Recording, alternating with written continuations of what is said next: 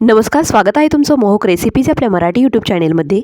आज आपण वाळवण्याच्या पदार्थामधील एकदम साधी, सोपी व करायला झटपट अशी वाफेवरच्या रव्याची सालपापडी करणार आहोत। चला तर मग रेसिपीला सुरुवात करूया। हे वाफेवरचे रवा पापड करण्यासाठी आपल्याला अजिबातही रवा भिजत घालावा लागत नाही। अगदी झटकीपट हे पापड तयार होतात। रवा पापड करण्यासाठी इथे मी 1 वाटी बारीक रवा घेतलेला आहे। हा रवा मिक्सरच्या एका मोठ्या भांड्यामध्ये काढून घेऊया। पापडांना किंचितसा चिकटपणा येण्यासाठी यामध्ये 2 चमचे गव्हाचं पीठ घालून घेऊया। ज्या वाटीने आपण 1 वाटी रवा घेतला होता त्याच वाटीने इथे 1 वाटी पाणी, सध्या तरी 1च वाटी पाणी यामध्ये घालून घेऊया। मिक्सरमधून हा रवा थोडासा वाटून घेतल्यानंतर परत यामध्ये 1 वाटी पाणी घालून परत 2 ते 3 वेळा फिरवून घेऊया। एकदम 2 वाट्या पाणी रव्यामध्ये घातल्यामुळे रव्यामध्ये गुठळ्या होण्याची शक्यता असते, त्यामुळे अशा प्रकारे 2 बॅचेसमध्ये पाणी घालायचं आहे। तरी तयार झालेलं मिश्रण एका दुसऱ्या भांड्यामध्ये काढून घेऊया। यामध्ये तुम्ही तुमच्या आवडीनुसार जिरे, कोथिंबीर, मिरची असंही काही वापरू शकता। इथे मी फक्त चवीनुसार मीठ व 1 चमचा पांढरे तीळ घालून घेतलेले आहेत। पापड करण्यासाठी अशा प्रकारच्या प्लेट्स आपल्याला लागणार आहेत, तर इथे मी 3 ते 4 प्लेट्स घेतलेले आहेत।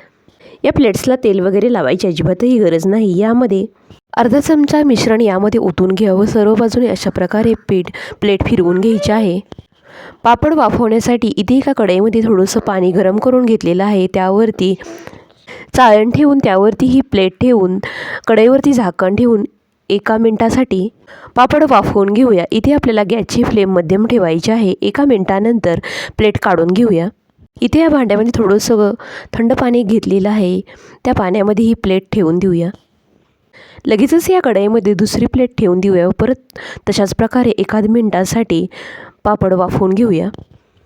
प्लेट पूर्णपणे थंड झाल्यानंतर एका सुरीच्या साहाय्याने या पापडाच्या कडा सैल करून घेऊया। कडा चांगल्या सैल करून घेतल्यानंतर अगदी अलगद हाताने पापड प्लेटमधून काढून घेऊया।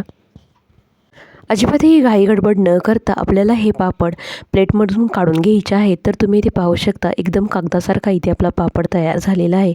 अशाच प्रकारे दुसरी प्लेटही काढून घेऊया। हे पापड करायला खूप जास्त वेळ लागत नाही। अशा प्रकारे राहिलेले सर्व पापड करून घेऊया।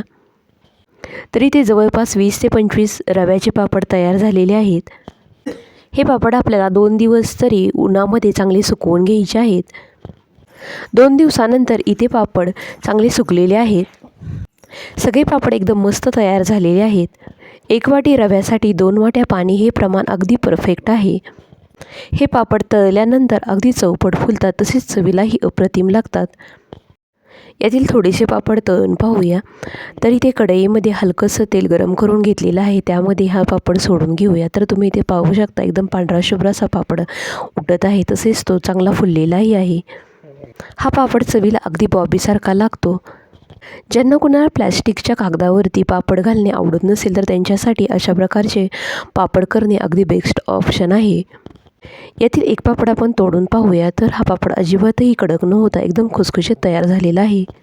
तसेच हे पापड अजिबातही तेलकट होत नाहीत। व्हिडिओ आवडला असल्यास व्हिडिओला लाईक करा, शेअर करा आणि अजूनही चॅनेलला सबस्क्राईब केलेलं नसेल तर सबस्क्राईब करायला अजिबात विसरू नका। पुन्हा भेटूयात अशाच एका नवीन रेसिपीसह।